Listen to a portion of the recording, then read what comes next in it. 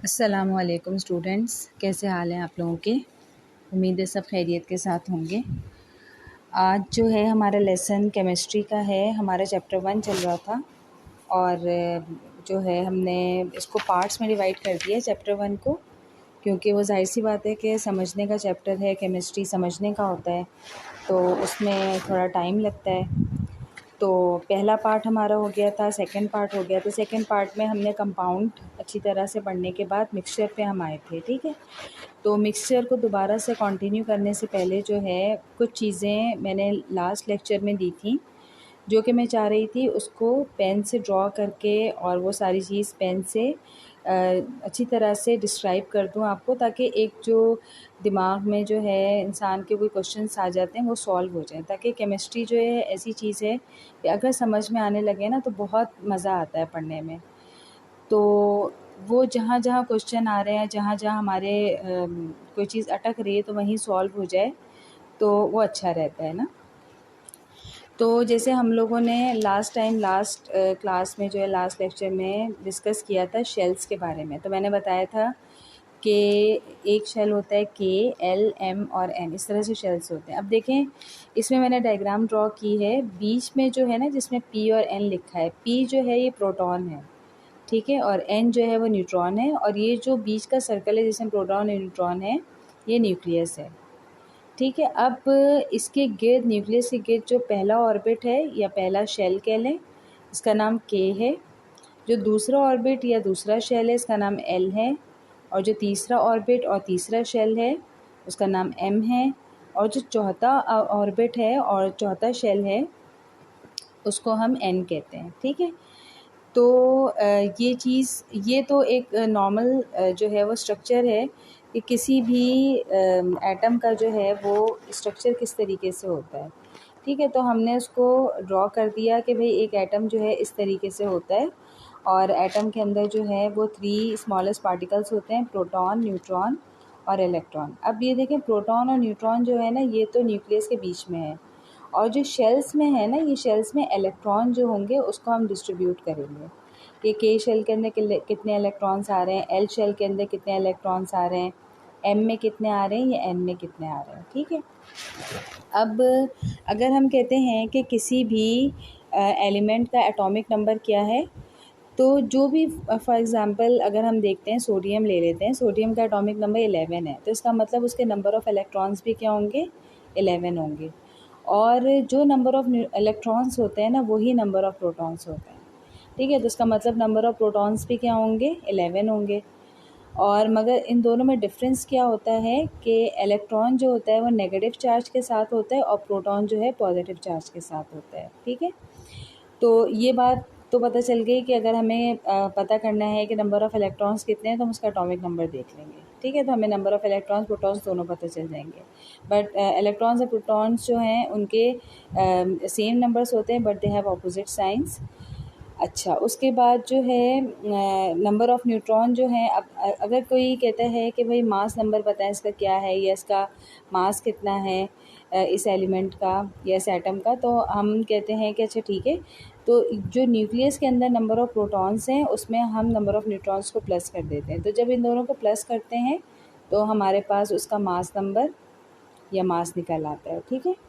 अच्छा, ये तो हो गया इसका स्ट्रक्चर एटम का, और शेल्स के बारे में हमने पढ़ लिए।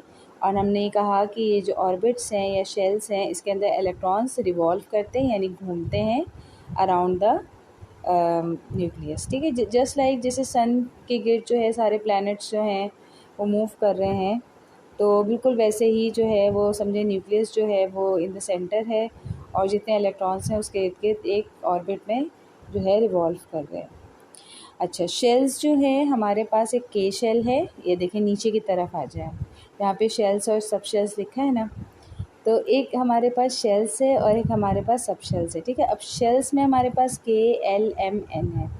जो के शेल होता है ना उसके अंदर सब शेल होता है एस। अच्छा, एस के अंदर जो एस ऑर्बिटल होता है ना, सब ऑर्बिटल, इसके अंदर सिर्फ 2 इलेक्ट्रॉन्स आ सकते हैं, 2 से ज़्यादा नहीं आ सकते। हाँ, 2 से कम आ सकते हैं, 1 आ सकता है, मगर 2 से ज़्यादा नहीं आ सकते, ठीक है। अगर वो किसी भी एलिमेंट के वैलेंस शेल के अंदर 2 से ज़्यादा इलेक्ट्रॉन है तो फिर हम क्या करेंगे, सेकेंड ऑर्बिट खोलेंगे, यानी एल शेल में आ जाएंगे, 1 से 2 में आ जाएंगे। तो अच्छा, जो एल शेल होता है उसके अंदर टोटल इलेक्ट्रॉन्स जो होते हैं वो 8 होते हैं। तो एक तो एस होगा पहला वाला, और एस में सिर्फ 2 ही आ सकते हैं, और दूसरा पी होगा, पी में सिर्फ 6 की कैपेसिटी होती है। अब देखें, जो के शेल है ना, उसके सब शेल को हमने 1 से डिनोट किया है, ठीक है, ताकि पता चल जाए कि ये जो S2 है ये K का है। और इसी तरीके से L शेल को जो है वो हमने 2 से डिनोट किया ताकि पता चल जाए अब जो S2 है, जो सब ऑर्बिटल है, वो L का है। और फिर अपने P6 के साथ भी 2 लगाए ताकि पता चल जाए कि ये जो 2 है वो बेसिकली L शेल का है, ठीक है, यानी पी के अंदर जो इलेक्ट्रॉन फिल हुए हैं ये बेसिकली एल शेल का है। अब जब हमारे पास, अब देखें, के 2 और एल के 2, 4 और ये 6, ये हमारे पास हो गए टोटल 6, 7, 8, 9, 10 इलेक्ट्रॉन्स हो गए, ठीक है। अब जब 10 इलेक्ट्रॉन्स फिल हो जाएंगे, तो ऑर्डर ऑफ फिलिंग बता रही हूँ, तो फिर हम नीचे आएंगे, फिर हम एम शेल के अंदर 3s2 में भरेंगे, फिर 3p6 में, फिर 3d10 में, इसी तरीके से फिर एन में आ जाएंगे, एन में 4s2, 4p6, 3d10 और 4f14। ये अभी नीचे समझ में आ जाएगा, ये भी मैंने वैसे ही एक जो है वो रफली जो है समझाया हुआ है, ठीक है। अच्छा, ये चीज़ समझ में आ गई ना। फिर मैंने जो कल एक बात कही थी, अच्छा मैंने जब कह दिया था तो मुझे हो रहा था कि मैं इसको लिख के जो है आप लोगों को समझाऊं, क्योंकि एक तो होता है वर्बली कह देना और एक होता है लिख के समझाना, और लिख के समझाने में बात जो है बहुत अच्छे से समझ में आ जाती है। तो मुझे बहुत था कि मैं लिख के अच्छी तरह से आप लोगों को समझाऊं, और ऐसे नहीं मैं आगे बढ़ूँ ना, वरना मैं मिक्सचर पे आ जाती, मगर मेरे दिल में नहीं आ रहा था कि मैं ऐसे आगे बढ़ जाऊं, एक कॉन्सेप्ट आप लोगों का जो छूट जाए और मैं ऐसे आगे बढ़ जाऊं, तो ये मुझे समझ में नहीं आ रहा था। मैंने बात की थी, जब मैंने वैलेंसी पढ़ा था, तो वैलेंसी में मैंने कहा था कि एलिमेंट्स जो हैं या तो पॉजिटिव वैलेंसीज होती हैं उन पे, या नेगेटिव होती हैं। फिर मैंने कहा था कि यहाँ पे क्वेश्चन अराइज होता है कि वाई एटम्स गेन पॉजिटिव और नेगेटिव वैलेंसीज, ठीक है, क्यों वो जो है पॉजिटिव और नेगेटिव वैलेंसी शो क्यों करते हैं, एटम्स क्यों आता है उनके ऊपर। तो उस पर फिर हमने कहा था कि पीरियोडिक टेबल को अगर हम खोलते हैं, तो उसके अंदर जो ग्रुप 8A के एलिमेंट्स हैं वो उन सबका ऑक्टेट कंप्लीट है। तो ऑक्टेट कंप्लीट होने की वजह से क्या होता है कि जितने बाकी एलिमेंट्स हैं पीरियोडिक टेबल के, वो सब के सब चाहते हैं कि उनकी तरह बन जाएं, ठीक है, यानी स्टेबल हो जाएं। अब देखें, अगर किसी भी एटम का, किसी भी एलिमेंट का अगर ऑक्टेट कंप्लीट है, तो वो बिल्कुल सेटिस्फाइड हालत में, उसको ना इलेक्ट्रॉन चाहिए ना उसको इलेक्ट्रॉन देना है, तो वो रिएक्टिव नहीं होगा, नॉन रिएक्टिव होगा। और जिसके पास इलेक्ट्रॉन की कमी है, तो वो फ़ौरन ये चाहेगा कि अगर अनपेयर्ड इलेक्ट्रॉन्स हैं उसके वैलेंस शेल में, तो वो फ़ौरन चाहेगा कि मुझे कहीं से एक इलेक्ट्रॉन मिल जाए ताकि मैं पेयरिंग कर लूँ। अब देखें, जैसे कि हीलियम है ना, He2, यह साइड में देखें मैंने लाइन खींच के लिखा हुआ है He2। तो हीलियम जो है ना, ये इसकी इलेक्ट्रॉनिक कॉन्फ़िगरेशन होती है, पहले तो इसके नंबर ऑफ़ इलेक्ट्रॉन्स होते हैं 2, यानी इसका एटॉमिक नंबर 2 होता है। तो जब हम इसको फिल करते हैं ना, हम कहते हैं भाई इसकी इलेक्ट्रॉनिक कॉन्फ़िगरेशन हम करते हैं। ये अभी आप चैप्टर 3 में आके डिटेल से पढ़ेंगे, इसलिए हल्का फुल्का एक इंट्रो है, ताकि जब चैप्टर 3 में आप पढ़ें तो वो एक अलग से जो है ना कोई चीज़ ना लगे। तो अब देखिए, हीलियम के नंबर ऑफ़ इलेक्ट्रॉन्स 2 हैं। अब हमें नंबर ऑफ़ इलेक्ट्रॉन्स 2 को फिल करना है ना, तो हम सबसे पहले के शेल से फिल करना शुरू करेंगे। तो हमने 1s2 लिखा, तो के शेल पूरा फिल हो गया। अब देखें, के शेल पूरा फिल हो गया ना, इसका मतलब कि इसका हीलियम का ऑक्टेट पूरा कंप्लीट है, ठीक है, और जो इसका वैलेंस शेल है वो बिल्कुल कंप्लीट है, इसको किसी इलेक्ट्रॉन की ज़रूरत नहीं है, और ना ही ये किसी को अपना इलेक्ट्रॉन जो है देना चाह रहा है। तो अब ये ऑक्टेट कंप्लीट है ना। तो दूसरा देखें, लिथियम जो 3 है, तो वो क्या चाह रहा है कि वो ये चाह उस अब जब हम वो देखेंगे ना पीरियोडिक टेबल, तो उसके अंदर जो 0 ग्रुप है, यानी 8 ग्रुप है, तो उसके अंदर लिथियम के 3 से जो सबसे नियरेस्ट है वो He2 है, यानी 2 है, 3 से बिल्कुल नियरेस्ट 2 है। तो लिथियम क्या चाहेगा कि मैं बिल्कुल हीलियम की तरह बन जाऊँ, ठीक है। तो हीलियम की तरह बनने के लिए उसको अपना एक इलेक्ट्रॉन लूज़ करना पड़ेगा। तो जब वो इलेक्ट्रॉन, अब देखें लिथियम की इलेक्ट्रॉनिक कॉन्फ़िगरेशन है ना वो 1s2, और अब 3 कहाँ भरेंगे, तो हम दूसरे शेल में आ जाएंगे। अब 2s, अब देखें 2 के बाद हमें सिर्फ एक इलेक्ट्रॉन और फिल करना है ना, तो हम 2s1 फिल कर देंगे। अब इसका देखें, वैलेंस शेल कहते हैं आखिरी शेल। अब 1 और 2 में आखिरी शेल कौन सा है, 2 है। तो टू को हमेशा हम वैलेंस शेल देख के काम करते हैं, ठीक है। अब हम टू को देखेंगे तो अब देखें इसके अंदर सिर्फ एक इलेक्ट्रॉन है, अब इसको एक इलेक्ट्रॉन की ज़रूरत है, यानी इसको पेयरिंग की ज़रूरत है, ठीक है ना। तो अब लिथियम जो है उसकी सबसे ज़्यादा करीब जो इलेक्ट्रॉनिक कॉन्फ़िगरेशन है वो है हीलियम की। तो अब लिथियम हीलियम की तरह बनने के लिए क्या करेगा, अपना वैलेंस शेल के एक इलेक्ट्रॉन को निकाल देगा बाहर, लूज़ कर देगा। जब वो लूज़ कर देगा तो एक इलेक्ट्रॉन निकलेगा, तो उस पर क्या होगा, +1 आएगा, क्योंकि -1 निकला है तो +1 आएगा। 2 -1 निकलेंगे तो +2 आएगा। अब जब उसने अपना एक इलेक्ट्रॉन निकाल दिया तो अब देखें ये जो कॉन्फ़िगरेशन होगी इसकी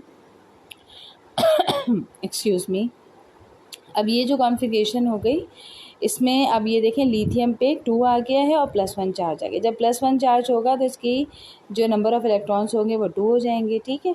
तो इसकी जो 1s2 होगी बिल्कुल किसकी तरह की होगी, हीलियम की तरह की होगी। अब देखें कि लिथियम ने क्यों अपना इलेक्ट्रॉन लूज़ किया, because lithium wants to become like helium, like neon gases या लाइक ज़ीरो ग्रुप, ठीक है। इसीलिए इनको ज़ीरो ग्रुप बोलते हैं, क्योंकि ना ये इलेक्ट्रॉन गेन करते हैं ना लूज़ करते हैं, इस पर ये वैलेंसी शो ही नहीं करते, ज़ीरो वैलेंसीज होती हैं इनकी, इसी वजह से इनको ज़ीरो ग्रुप बोला जाता है।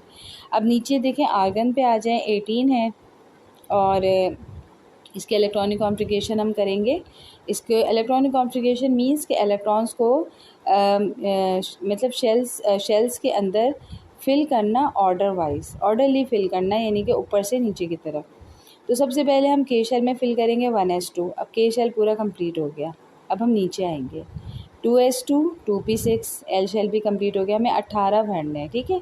अभी हमारे पास 10 हुआ है, इट मीन्स कि हमें अभी 8 और चाहिए। अब हम और नीचे आए, m पे आ गए 3s2 3p6। अब देखें जो इसका p का सब ऑर्बिटल है पूरा फिल है, ठीक है, इसको किसी इलेक्ट्रॉन की ज़रूरत नहीं है। p में 6 आते हैं, 6 के 6 पूरे फिल हैं। ये 5 नहीं है कि इसको कोई इलेक्ट्रॉन चाहिए, तो अब ये हम कहेंगे इसका ऑक्टेट कंप्लीट है। अब जो आर्गन से करीब तरीन जो है एलिमेंट पीरियोडिक टेबल में जिसके इलेक्ट्रॉनिक कॉन्फ़िगरेशन या नंबर ऑफ़ इलेक्ट्रॉन्स आर्गन के करीब तरीन है वो है क्लोरीन। क्लोरीन का जो एटॉमिक नंबर होता है वो 17 होता है। Atomic number means number of electrons. अब हम जब क्लोरीन की इलेक्ट्रॉनिक कॉन्फ़िगरेशन करेंगे ना तो 1s2 पहले फिल कर लेंगे, 17 हमें भरने हैं इलेक्ट्रॉन। अब के शेल कंप्लीट हो गया ना, अब हम एल पे आएंगे 2s2 2p6, ठीक है। अब 10 इलेक्ट्रॉन्स हमारे हो गए, अब हमें 7 इलेक्ट्रॉन्स और चाहिए, ठीक है। तो हम एम शेल पे आएंगे 3s2, अब 3p5 लेंगे, ठीक है। 5 + 2 7 और ये 10 में इसको प्लस कर देंगे, 17 हो गया। तो अब देखें कि जो P है ना, P के अंदर अच्छा वैलेंस शेल इसका कौन सा है, जो आखिरी शेल होगा वैलेंस होगा, तो 3 यानी M शेल वैलेंस शेल है। अब वैलेंस शेल के अंदर देखें P के अंदर 6 इलेक्ट्रॉन आने थे, उसमें 5 इलेक्ट्रॉन है। तो अब उसके जो नियरेस्ट इलेक्ट्रॉनिक कॉन्फ़िगरेशन है वो आर्गन की है। अब ये क्लोरीन क्या चाहेगा कि मैं आर्गन की तरह बन जाऊँ, ठीक है। आर्गन की तरह बनने के लिए उसको एक इलेक्ट्रॉन लेना पड़ेगा, क्योंकि आर्गन का जो एटॉमिक नंबर है वो 18 है और उसका 17 है। तो जब वो एक इलेक्ट्रॉन लेगा तो P जो है वो 6 हो जाएगा। अब देखें नीचे मैंने किया है कि क्लोरीन का एटॉमिक नंबर हो गया 18 और उस पर चार्ज आ गया -1। क्यों -1 आ गया, क्योंकि उसने एक इलेक्ट्रॉन गेन किया और गेन करने की वजह से उसका जो P5 था वो किस में चेंज हो गया, P6 में। कौन से शेल का, valence shell, outermost shell. जो आखिरी शेल होता है उसको वैलेंस शेल कहते हैं या आउटर मोस्ट शेल कहते हैं, ठीक है। तो अब जो है मुझे थोड़ी सेटिस्फेक्शन हो रही है कि मैंने एक बात कही थी लास्ट लेक्चर में, तो वो बात मैंने अच्छी तरह से एक्सप्लेन कर दी है। तो अब मैं आगे बढ़ूँगी, और अगर बिलफर्ज आपको कुछ समझ में आया है या कुछ नहीं आया है तो डोंट वरी, क्योंकि ये सारी चीज़ें हम इन डिटेल डिस्कस करेंगे इन चैप्टर एटॉमिक स्ट्रक्चर के अंदर, ठीक है। तो इसलिए कोई इस तरह से परेशानी की बात नहीं है, ये सिर्फ हल्का सा एक इंट्रो था। अगर आ गया समझ में well and good, if not don't worry, ठीक है। इंशाल्लाह हम आगे इसको डिस्कस करेंगे। अच्छा, उसके बाद जो है फिर हमने एक और चीज़ पढ़ी थी कि कंपाउंड में हमने कहा था कि कंपाउंड जो बनते हैं इधर उनके दरमियान आयोनिक बॉन्डिंग होती है, यानी एक्सचेंज ऑफ इलेक्ट्रॉन्स होते हैं, या फिर कोवेलेंट बॉन्डिंग होती है, यानी शेयरिंग ऑफ इलेक्ट्रॉन्स होते हैं। तो मैंने वर्बली बता तो दिया था, मगर मुझे था कि मैं इसको जो है वो अच्छी तरह से लिख के एक्सप्लेन करूँ आपको। देखिए, एक्सचेंज ऑफ इलेक्ट्रॉन्स का मतलब ये है, जैसे सोडियम क्लोराइड को लेते हैं, सोडियम पे +1 चार्ज है और क्लोराइड इससे -1 चार्ज है। तो अब क्या होता है कि जब एक जैसे चार्जेस होते हैं ना तो उसको हम कैंसिल कर देते हैं, ठीक है। या यूँ कह लें कि सोडियम को +1 चार्ज है, इसको एक इलेक्ट्रॉन की ज़रूरत थी तो उसने वो इलेक्ट्रॉन क्लोरीन का ले लिया और इसके साथ बॉन्ड बना लिया और NaCl बन गया, ठीक है। और अभी और हम जब इसका फार्मूला बना रहे होते हैं ना तो हम क्या करते हैं, +1 -1 एक जैसे उनको काट देते हैं तो वो NaCl आ गया, या इसको क्रॉस मल्टीप्लाई हमने कर दिया, Cl का 1 इधर आ गया और Na का 1 नीचे आ गया, तो 1 हम शो नहीं करते। अच्छा, जब ये नंबर जाते हैं ना तो इसका साइन साथ नहीं जाता। अब ये नहीं कि Na+1 नीचे लिख रहे हैं Cl -1, इस तरह से नहीं होगा, ये Na-1 Cl+1 ऐसे नहीं होगा। क्रॉस मल्टीप्लिकेशन में सिर्फ नंबर जाते हैं, साइंस नहीं जाते। और दूसरी चीज़ ये है कि अगर सेम वैलेंसीज होंगी तो हम उसको कैंसिल कर देंगे तो कुछ भी नहीं बचेगा, तो NaCl आ गया, ठीक है। अच्छा, अब नीचे आ जाए, सोडियम कार्बोनेट को देखें, Na सोडियम CO3 कार्बोनेट है। अब सोडियम के ऊपर जो है +1 चार्ज है और कार्बोनेट पूरा जो है ना ये -2 चार्ज होता है, ठीक है। तो अब क्या होगा कि अब देखें दोनों की वैलेंसीज डिफरेंट हैं, तो अब ये कैंसिल तो नहीं हो सकते ना, अभी क्रॉस मल्टीप्लाई हो रहे हैं, तो ये 2 इलेक्ट्रॉन इधर आ रहे हैं और ये 1 इधर आ जाएगा, तो Na के पास क्या हो जाएगा, 2 आ जाएगा। ये 2 क्या है, ये कार्बोनेट की जो वैलेंसी थी ना -2, ये वो 2 है। और कार्बोनेट के पास जो है वो कुछ भी नहीं आएगा, इसलिए क्योंकि जो है 1 जो है हम शो नहीं करेंगे, तो वो CO3 एज इट इज़ रहेगा। अब नीचे आ जाए, कैल्शियम सल्फेट है। कैल्शियम का जो वैलेंसी होती है वो +2 होती है और सल्फेट की -2, दोनों एक जैसी वैलेंसीज़ हैं, उसको हमने कैंसिल कर दिया तो हमारे पास कैल्शियम सल्फेट बन गया। तो ये जो चीज़ है ना, ये आयोनिक बॉन्डिंग होती है। And what is ionic bonding? Exchange of electrons is known as ionic bonding. अब नेक्स्ट जो है वो है हमारे पास कोवैलेंट बॉन्डिंग। कोवैलेंट बॉन्डिंग हमने कहा था वो शेयरिंग ऑफ इलेक्ट्रॉन्स है। अब शेयरिंग ऑफ इलेक्ट्रॉन्स क्या चीज़ है? देखें, एक्सचेंज ऑफ इलेक्ट्रॉन्स तो समझ में आ गया ना, शेयरिंग ऑफ इलेक्ट्रॉन्स क्या चीज़ है? अब देखिए, मैंने यहाँ पे एग्जांपल दी है क्लोरीन की। क्लोरीन को जैसे मैंने अभी अपने लेक्चर में अभी आपको प्रीवियस लेक्चर में अभी समझाया था, इसके इलेक्ट्रॉनिक कॉन्फ़िगरेशन के Cl क्लोरीन जो है उसका एटॉमिक नंबर होता है 17। Atomic number means number of electrons, और नंबर ऑफ़ इलेक्ट्रॉन्स को हम शेल्स में डिस्ट्रीब्यूट करते हैं और ऑर्डरली इसको फिल करते हैं इलेक्ट्रॉन्स को। तो सबसे पहले हम K में फिल करेंगे 1s2, फिर L में आ जाएंगे 2s2 2p6, और फिर M में आएंगे 3s2 3p5।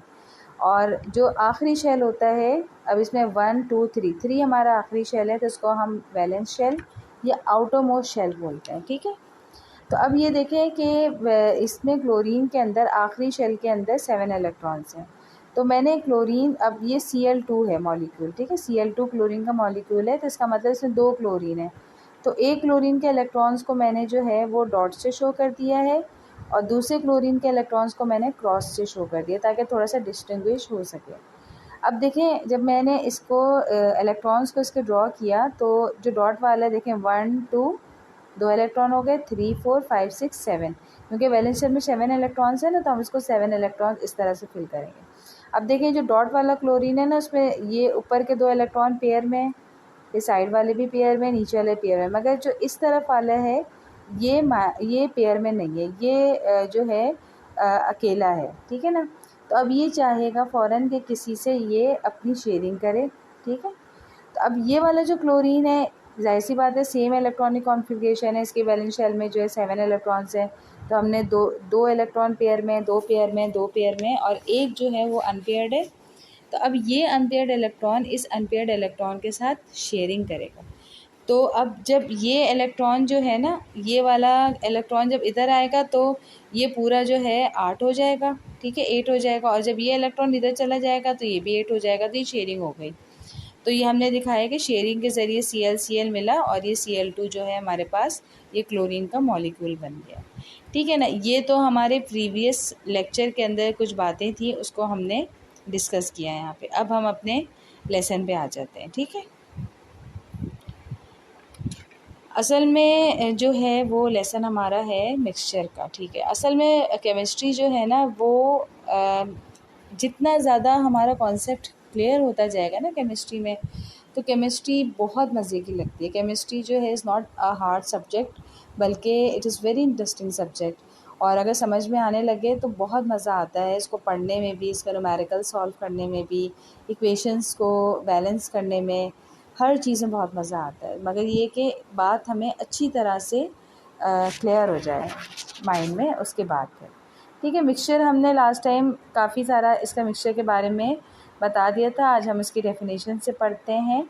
अच्छा, अगेन मैं एक बात कहूँगी कि मैं जो है, मैंने आपको पहले ही कहा कि सबसे पहले मैंने मॉडल पेपर इसीलिए शेयर किया है वीडियो में, सबसे पहली वीडियो में, कि हमें पता हो कि हमारा पेपर किस पैटर्न से आ रहा है। तो हमारे पेपर में हमने देखा कि 12 तो ऑब्जेक्टिव्स थे, MCQs थे, और उसके बाद हमारे पास जो हैं वो शॉर्ट आंसर्स काफ़ी सारे हैं, ठीक है। तो अब 30 मार्क्स का है शॉर्ट आंसर्स वाला। तो अब जो है, जो शॉर्ट आंसर्स होते हैं ये MCQs होते हैं, ये रीजंस होते हैं। बेसिकली ये हमारे स्ट्रॉन्ग होते हैं रीडिंग से। जितनी ज़्यादा हमारी बुक रीडिंग होगी ना, जितनी ज़्यादा बुक रीडिंग पे हमारा कमांड होगा, उतनी ज़्यादा जो है ना हम क्वेश्चन के आंसर दे सकते हैं। अब जैसे बुक रीडिंग हमने कर ली, अब इसमें कोई रीज़न छुपा हुआ था, ठीक है। जैसे एक मैंने रीज़न आपको बताया कि बुक रीडिंग के दौरान आया वैलेंसी के अंदर कि why atom gain positive valencies और negative valency, this is a reason, ठीक है। तो ये एक रीज़न आ गया। तो ये उस वक्त आता है जब हम बुक रीडिंग कर रहे होते हैं। तो इसलिए जो है ना, मैं बिल्कुल एक एक लाइन इसीलिए पढ़ाती हूँ, ताकि एक एक लाइन पढ़ाने में क्या होगा कि जो है वो ऑब्जेक्टिव्स पे अच्छी तरह कमांड आ जाएगा। तो इसलिए मैं फिर बोलूँगी कि अब मैं जब एक एक लाइन करा रही हूँ ना, तो आप लोग अपनी बुक खोल के बैठें, क्योंकि देखें जब हम खुद बुक पढ़ते हैं तो वो सिर्फ एक हमारा साइट का जो है उससे वो यूज़ हो रहा होता है, मगर जब हम देख भी रहे होते हैं, सुन भी रहे होते हैं ना, तो वो बात अच्छी तरह से हमारे ब्रेन में अच्छी तरह से जो है ना मेमोराइज़ हो जाती है। तो अब यहाँ पे 2 फंक्शंस एक साथ हो रहे हैं, ठीक है। 2 सेंसेस एक साथ यूज़ हो रहे हैं, एक तो लिसनिंग का भी हो रहा है और एक आपका साइट का भी, यानी देखने का भी यूज़ हो रहा है। तो इसलिए अपनी बुक्स लेके बैठें और जो है मैं रीडिंग कर रही हूँ, तो आप साथ-साथ अपनी बुक में इसको देखें और फिर उसको समझें, ठीक है। Mixture. When two or more than two elements or compounds physically combine without any fixed ratios known as mixture. अभी लास्ट लेक्चर में जो पार्ट 2 का लेक्चर था चैप्टर नंबर 1 का, उसमें मैंने बिल्कुल एंड में सारा कुछ समझा दिया था, ठीक है। तो the component substances retain their chemical properties. Mixtures can be separated again by physical methods as filtration, evaporation, distillation and crystallization. चलिए मैं हल्का फुल्का थोड़ा सा फिर बता देती हूँ कि मिक्सचर जो है वो एलिमेंट्स या कंपाउंड्स को जब हम फिज़िकली मिलाते हैं, फिज़िकली का मतलब हम हाथ से मिला देते हैं, कोई केमिकल रिएक्शन नहीं हो रहा है। तो हाथ से मिलाने से क्या होता है कि उनकी जो प्रॉपर्टीज़ हैं वो चेंज नहीं होती, वो वैसी ही रहती हैं, ठीक है। जैसे मैंने एग्जांपल दी थी कि मैंने सैंड है और जो है वो स्टोन्स मिला दिए हैं, ठीक है, मिक्सचर बना दिए। अब जो है सैंड सैंड ही रहेगा, स्टोन स्टोन ही रहेगा, उनकी कोई प्रॉपर्टीज़ चेंज नहीं हो रही, ठीक है। तो और फिर हम मिक्सचर को बाद में सेपरेट भी कर सकते हैं किसी भी फिज़िकल मेथड से, यानी फिज़िकल मींस जो हम अपना हाथ वगैरह यूज़ कर रहे हैं उसमें। तो फिज़िकल मेथड फ़िल्ट्रेशन, जिसमें हम छान के उसको यूज़ कर सकते हैं, मतलब उसको दोबारा से मिक्सचर को निकाल सकते हैं। इवेपोरेशन, जिसके अंदर हम उसको बॉइलिंग के बाद, बॉइलिंग स्टेट आने के बाद फिर उसको इवेपोरेट करके पानी को, उसके बाद जो भी चीज़ हमने मिक्स की थी वो हम निकाल लेंगे। ऐसे डिस्टिलेशन है, ऐसी क्रिस्टलाइजेशन है, ठीक है।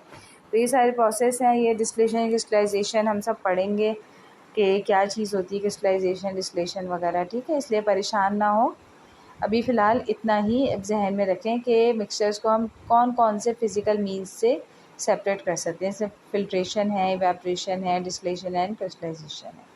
अब मिक्सचर तो समझ में आ गया। अब हमारे पास मिक्सचर होते कितने टाइप्स के, तो there are 2 main types of mixtures, ठीक है, which are shown in figure 1.5, जो कि 1.5 फिगर में अच्छी तरह शोन हुआ है, ठीक है। ये देखें, ये है ना होमोजेनस मिक्सचर और हेट्रोजेनस मिक्सचर, ठीक है। अब इसमें है homogeneous mixture, homogeneous mixture and heterogeneous mixture, ये 2 मेन टाइप्स हैं मिक्सचर के। In a homogeneous mixture, all the substances are evenly distributed throughout the mixture: salt, water, air, blood. Homogeneous, देखिए होमो मीन्स सेम, सही है, और हेट्रो मीन्स होता है different. अब जो होमोजीनियस मिक्सचर होता है ना, अब सेम से इसको दिमाग में रखें कि इसके अंदर क्या होता है कि जितने भी सब्सटेंसेस होते हैं ना, वो पूरे यानी कि जो भी इसका मिक्सचर है उसमें बिल्कुल इवनली डिस्ट्रीब्यूट होते हैं, यानी कि यकसा डिस्ट्रीब्यूट हुए हुए होते हैं, ठीक है, कि आप उसको उसमें से लाइन ऑफ सेपरेशन नहीं होती, कि आप उसको उसमें से अलग नहीं कर सकते कि ये चीज़ ये है, ये चीज़ ये है, क्योंकि वो होमो मीन्स यानी कि सेम, यानी पता नहीं चल रहा होता, लाइन ऑफ सेपरेशन नहीं नज़र आ रही। जैसे सॉल्ट वाटर है, अब आपने पानी के अंदर नमक डाल के उसको घोल लिया, अब आप नहीं बता सकती कि नमक कहाँ है पानी कहाँ है, ठीक है, वो आप चखेंगी तो आप कहेंगे हाँ भाई सॉल्ट इसमें डिज़ोल्व हो गया। एयर है, ऐसी ब्लड है, खून निकलता है, उसमें आप नहीं बता सकती कि प्लाज्मा किधर है, वाइट ब्लड सेल्स कौन से हैं, रेड ब्लड सेल्स कौन से हैं, प्लेटलेट्स कहाँ पर हैं। वो एक यूनिफॉर्म मिक्सचर है और एक इवनली डिस्ट्रीब्यूटेड है सारे सब्सटेंसेस, तो वो हम कहेंगे होमोजीनस मिक्सचर है, ठीक है। और हेट्रोजीनस मिक्सचर क्या होता है, जिसके अंदर जो है वो सब्सटेंसेस इवनली डिस्ट्रीब्यूटेड नहीं होते, यानी कि यकसा डिस्ट्रीब्यूट नहीं हुए हुए। Hetero means different, line of separation होती है उसमें। जैसे चॉकलेट चिप कुकीज़, अब चॉकलेट चिप कुकीज़ के अंदर नज़र आ रहा है हमें कि चॉकलेट चिप्स अलग हैं, ठीक है, फला चीज़ अलग है। पिज़्ज़ा में हमें नज़र आ रहा है कि ये चीज़ इधर है, ये चीज़ इधर है, ये चीज़ इधर है, कि चिकन ये है तो वेजिटेबल्स इधर हैं, तो मशरूम्स इधर हैं, तो हर चीज़ पता चल रही होती है, ठीक है। रॉक्स हैं, तो बस इस तरह से अपने जहन में रखें, homo means same and hetero means different.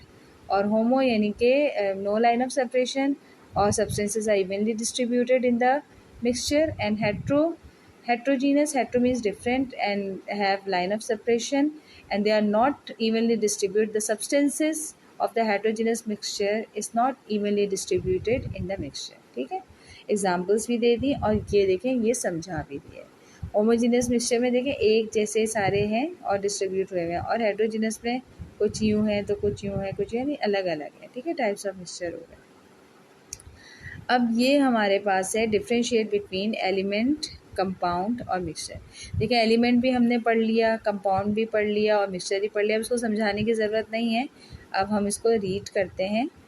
Element is a substance made up of same atoms and discovered naturally, ठीक है। और नेचुरली का मतलब ये है कि ये हमें नेचर में मिला है, जैसे कहीं खुदाई की तो कोई एलिमेंट निकल आया, किसी पहाड़ से कोई एलिमेंट निकल आया, जैसे सल्फ़र निकल आया, या पहाड़ों में से जो है वो आपका कार्बन या कोल वगैरह इस तरह की चीज़ें निकल आई, ठीक है। कंपाउंड जो है वो नेचुरली डिस्कवर्ड जो है वो नहीं होता, बल्कि ये फॉर्म्ड होता है, बनता है chemical combination of atoms of the elements, यानी कोई भी केमिकल कॉम्बिनेशन से हम कंपाउंड बनाते हैं। और मिक्सचर क्या होता है, mixture form by the simple mixing of the substances. इसमें केमिकली मिलने की ज़रूरत नहीं है, इसमें सिंपल मिक्सिंग हम कर देते हैं फिज़िकली, ठीक है। उसके बाद एलिमेंट पे आ जाएँ। Element shows unique properties due to similarity of atoms. Elements have same atomic number. अब एक एलिमेंट के अंदर जितने भी एटम्स होते हैं वो सिमिलर होते हैं, यानी कि एक जैसे होते हैं, जो भी एटम होगा उसकी वही प्रॉपर्टी होगी जो उस एलिमेंट की होगी।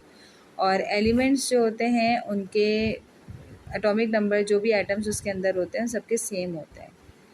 अब जबकि कंपाउंड के अंदर क्या होता है, constituent of compound lose their identity and form a new substance with new properties, ठीक है। अब कंपाउंड क्या होता है, वो जाहिर सी बात है कि किसी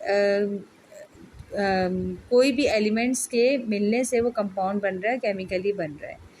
तो अब वो एलिमेंट जो है, यानी जो रिएक्टेंट्स थे जो मिल रहे थे, उनकी प्रॉपर्टीज़ कुछ और थी, और जब वो मिल गए और जब वो प्रोडक्ट बना, कोई कंपाउंड बना, उसकी प्रॉपर्टी कुछ और थी, वो अपनी आइडेंटिटी ख़त्म कर चुका था। फॉर एग्जांपल जैसे हाइड्रोजन एक गैस है और ऑक्सीजन भी गैस है, और ये दोनों रिएक्टेंट साइड पर हैं और ये दोनों मिल रहे हैं। रिएक्टेंट साइड का मतलब ये दोनों रिएक्शन कर रहे हैं, तो इसके नतीजे में जो प्रोडक्ट बन रही है वाटर बन रही है, और उसकी बिल्कुल प्रॉपर्टी जो है वो बिल्कुल डिफरेंट है, वो लिक्विड है और वो ज़ाहिर बात है गैस नहीं है। तो अब क्या हुआ कि कंपाउंड जो होता है वो अपनी आइडेंटिटी जो है वो लूज़ कर देता है, यानी कि जब कॉन्स्टिट्यूट ऑफ कंपाउंड नहीं, जो कंपाउंड के अंदर जो कॉन्स्टिट्यूट है, जो उसके हिस्से हैं, यानी जो एलिमेंट्स हैं, जब वो रिएक्ट करते हैं तो वो अपनी आइडेंटिटी लूज़ कर देते हैं और एक नया सब्सटेंस बन जाता है जिसको कंपाउंड कहते हैं।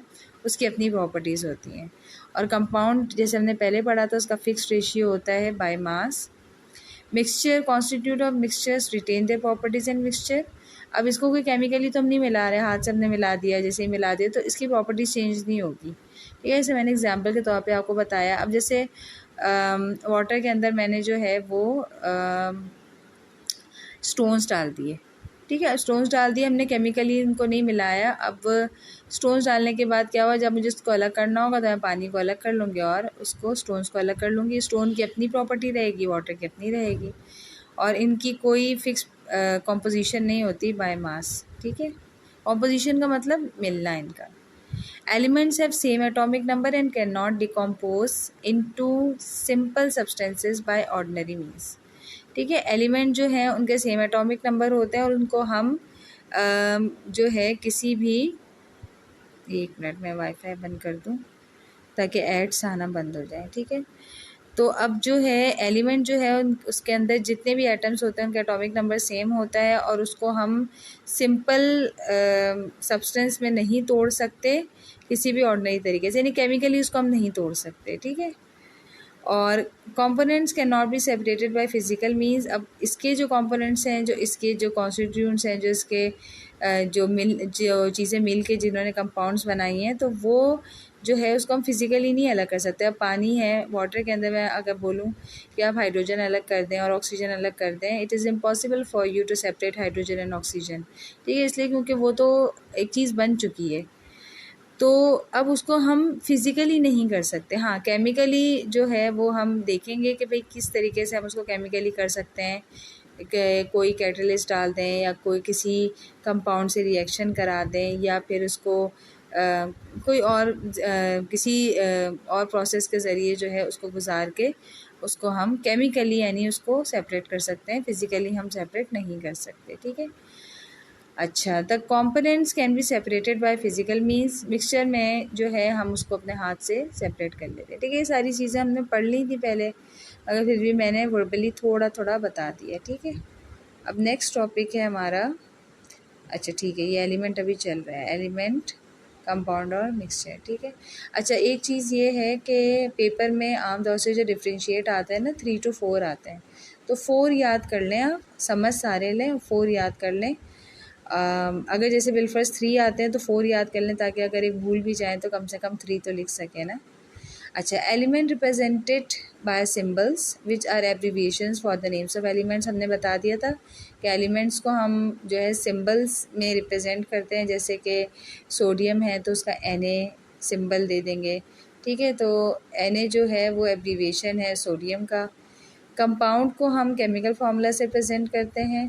केमिकल फार्मूला क्या होता है, जो सिंबॉलिक रिप्रेजेंटेशन होती है डिफरेंट एलिमेंट्स की, तो वो केमिकल फार्मूला होता है। जैसे कि सोडियम क्लोराइड है, इसमें सोडियम और क्लोरीन दोनों का सिंबल लिया और सिंबल लेके दोनों को मिला के दिखाया, तो ये सिंबॉलिक रिप्रेजेंटेशन हो रही है किसकी, एलिमेंट्स की, तो वो जो है वो केमिकल फार्मूला होता है। ठीक है, अच्छा, मिक्सचर में इट कंसिस्ट ऑफ 2 और more components and does not show any chemical formula. ये 2 या 2 से ज़्यादा कंपोनेंट्स मिले होते हैं, इसमें कोई केमिकल फार्मूला इसमें नहीं शो होता।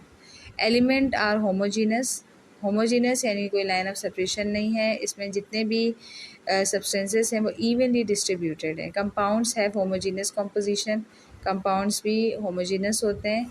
Mixtures have homogeneous as well as heterogeneous composition, mixture में होमोजीनस भी हो सकते हैं और हेट्रोजीनस भी हो सकते हैं। ठीक है, उसके बाद लास्ट पॉइंट है, as the atomic number increases in elements melting points increases.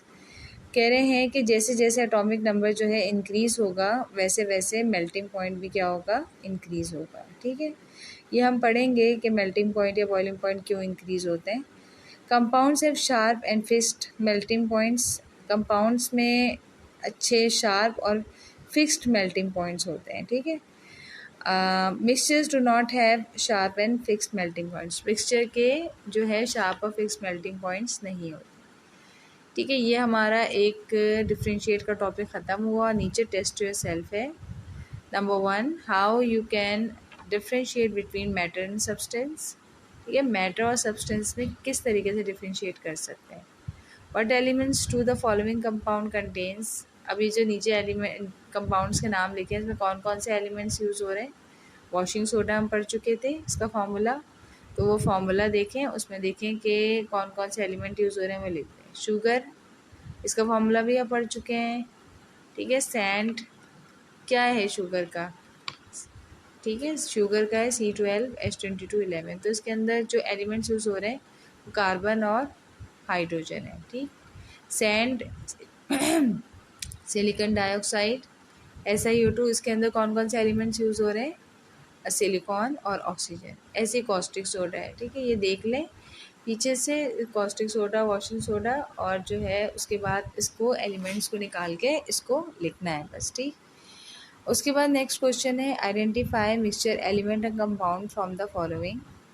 इसमें से आप कुछ दिए हुए हैं सब्सटेंसेस, इसमें से आपने आइडेंटिफाई करना है कि कौन सा मिक्सचर है, कौन सा एलिमेंट है, कौन सा कंपाउंड। टेबल सॉल्ट क्या है? Table salt, table salt is a compound क्योंकि केमिकली ये कंबाइन हुआ है। Ice cream is a mixture. Blood, blood is a compound क्योंकि ब्लड के अंदर दो तीन चीज़ें हैं और ये जो है वो होमोजीनस। अच्छा, ठीक है, नहीं ब्लड कंपाउंड में तो नहीं आएगा, ये होमोजेनस मिक्सचर में आ जाएगा। सही, कंपाउंड में नहीं आएगा आपका। सिलिकॉन ये एलिमेंट है। ठीक है, ब्लड जो है वो कंपाउंड नहीं है बल्कि ये मिक्सचर है और वो होमोजेनस मिक्सचर है, इसमें हम लाइन ऑफ सेपरेशन नहीं निकाल सकते। कोका कोला, ये देखें इवनली, पूरा जो कोका कोला होता है इसमें हर चीज़ इवनली डिस्ट्रीब्यूटेड होती है। तो ये हमारा जो है ये मिक्सचर होगा और ये होमोजेनस मिक्सचर होगा। Tin element, zinc element, water is a compound and sulphur is an element. ठीक है, ये हो गया। अब हमारे पास नेक्स्ट टॉपिक है relative atomic mass and atomic mass unit. ठीक है, एटॉमिक मास और एटॉमिक मास यूनिट की डेफिनेशंस हैं। Relative atomic mass, relative atomic mass क्या चीज़ है? ठीक है, तो असल में होता ये है कि हम जो भी मास नंबर लेते हैं तो हम हमारा क्राइटेरिया क्या है किसी भी एटम का मास नंबर लेने का, तो वो बेसिकली रिलेटिव एटॉमिक मास में हम पढ़ेंगे। ठीक है, the relative atomic mass of an atom is the average mass of naturally occurring isotopes compared carbon C12। ठीक है, तो कह रहे हैं कि रिलेटिव एटॉमिक मास जो है किसी भी एटम का, वो एवरेज मास होता है जो उसके अंदर आइसोटोप्स होते हैं ना, तो उन तमाम आइसोटोप्स का जब एवरेज मास निकालते हैं तो वो मास जो होता है रिलेटिव एटॉमिक मास होता है। उसको कंपेयर किससे करते हैं? कार्बन 12 से।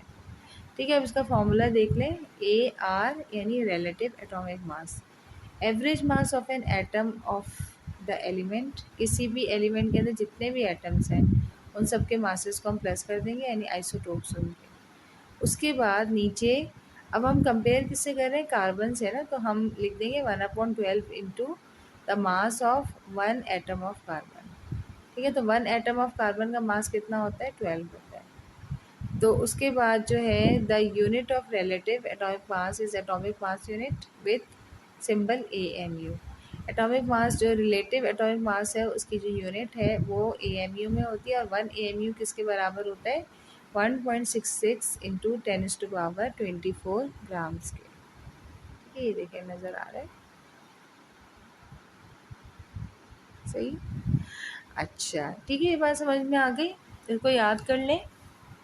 अच्छा, ये जो नोट्स लिखते हैं ना हम, इसका एक वे होता है। अब बुक में तो उन्होंने लिखा है, आपने जो बेहतरीन नोट्स होते हैं ना वही होते हैं जो बुक में लिखा हुआ होता है, उसमें आपको नंबर मिलते हैं। इसलिए एग्जामिनर जो आपका जो भी आंसर चेक करता है बुक से ही चेक करता है, तो बुक के ही आंसर को थोड़ा सा अच्छे फॉर्म में लिख देना है।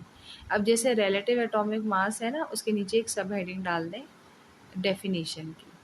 ठीक, उसके बाद फिर डेफिनेशन लिख दें, उसको सेंट्रलाइज करके लिख दें बीच में इन्वर्टेड कॉमास में, फिर हेडिंग डालें फार्मूला, तो फार्मूला आ गया AR, और इस तरीके से। फिर तीसरी हेडिंग डालें यूनिट, यूनिट लिखती है किसकी? यूनिट AMU होती है। ठीक है, उसके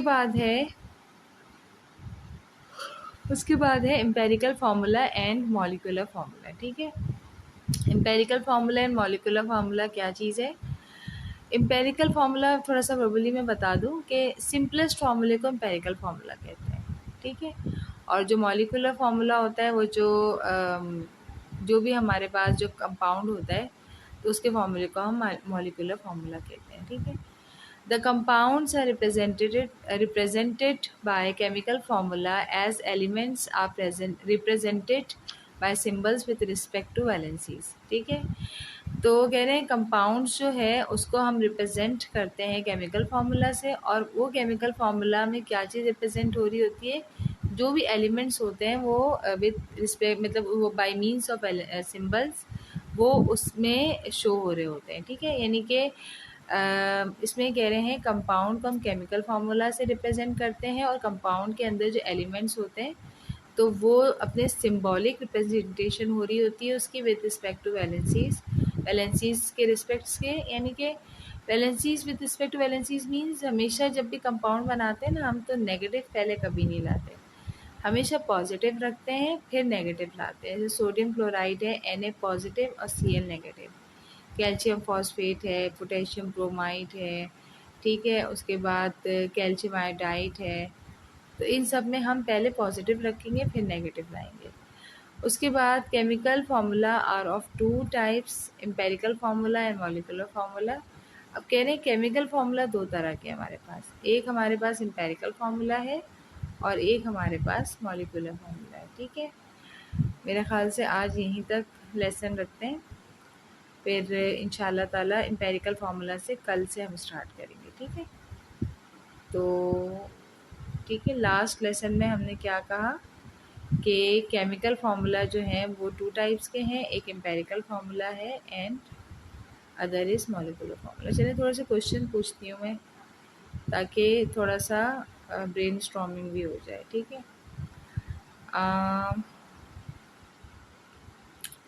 compounds are represented by dash, ठीक है, रिप्रेजेंटेड बाय डैश। किससे रिप्रेजेंट होते हैं कंपाउंड? बाय केमिकल फार्मूला, ठीक है। And chemical formula is represented by, किससे रिप्रेजेंट हो रहे हैं? By symbols of elements in the compound, ठीक है। तो जो भी कंपाउंड के अंदर एलिमेंट्स हैं उनके सिंबॉलिक रिप्रेजेंटेशन जो है वो हमारे पास इसमें आ जाएगी, ठीक है ना। तो ठीक है, हेट्रोजीनियस होमोजीनियस मिक्सचर, ठीक है, होमोजीनियस मिक्सचर जिसमें लाइन ऑफ सेपरेशन नहीं है, हेट्रोजीनियस जिसमें लाइन ऑफ सेपरेशन है, इवनली डिस्ट्रीब्यूटेड नहीं है, ठीक है। बाकी सब चीज़ें अच्छी तरह समझ में आ गई हैं। फिर अभी बस इतना ही लेक्चर रखते हैं, फिर इंशाल्लाह कल जो है फिर एम्पेरिकल फार्मूला से स्टार्ट करते हैं, ठीक है। चलें स्टूडेंट्स, जब तक के लिए जो है वो आप लोग अल्लाह हाफ़िज़ आप सबको। और जो है जो लेक्चर मैंने दिया है उसको कोशिश करें कि बेटा बुक से जो है जब मैं पढ़ा रही हूँ तो बुक साथ लेके बैठें। और मुझे अपने ऑनलाइन स्टूडेंट्स हैं जो भी मेरे कोचिंग सेंटर के, तो वो उनमें बहुत से बुक्स लेके बैठते हैं, बहुत से नहीं बैठ रहे, तो जिसकी वजह से जो बुक्स लेके बैठते हैं उनको बहुत अच्छा समझ में आ रहा है, और जब जो नहीं बैठ रहे उनको नहीं समझ में आ रहा है, इतना आ रहा है मगर वैसे नहीं आ रहे, क्योंकि वो आंसर्स वैसे नहीं दे रहे हैं फ्रीक्वेंटली जैसे कि बुक वाले दे रहे हैं। तो प्लीज़ बेटा देखो, अगर आप बुक लेके बैठोगे तो आपका ही फ़ायदा है, इसमें मेरा क्या फ़ायदा है। मैं तो आपको पूरी कोशिश कर रही हूँ कि मैं अच्छी तरह से एक एक बात आपको समझा दूँ। तो थोड़ा सा कोऑपरेशन हो, थोड़ा सा कोऑपरेट करें और बुक्स साथ लेके बैठें। उसको जब मैं रीड कर रही हूँ तो उसको लाइन वाइज चेक करें कि क्या रीड कर रही हूँ मैं, ठीक है ना। और जो चैप्टर हम रीड कर चुके हैं बस वो एक दफ़ा इनफ नहीं है, उसके बाद फिर उसको रीड करते रहें, एमसीक्यूज़ के लिए उसको रीड करते रहें, मस्ट है, ठीक है ना। चलें ठीक है स्टूडेंट्स, फिर इंशाल्लाह ताला मैं कोशिश करूँगी कि कल जो है वो मॉर्निंग में ही जो है वो एक और नई वीडियो डाल दूँ उसकी केमिस्ट्री की, बहुत लेट नाइट ना हो, ठीक है। चलें, जब तक के लिए अस्सलाम वालेकुम, अल्लाह हाफ़िज़।